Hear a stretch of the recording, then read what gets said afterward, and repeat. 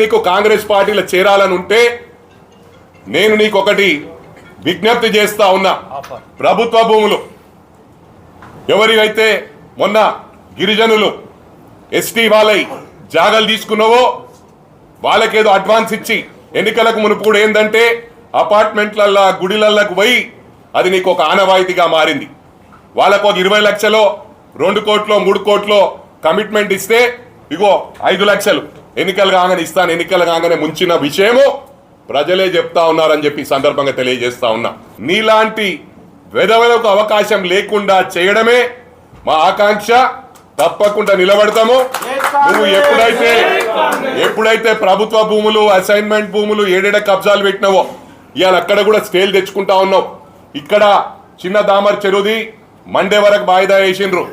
FTL land కు buffer zone కు ఎవరు కూడా స్టేలు ఇవ్వరు. కోర్టు వారికి కూడా తెలుసు.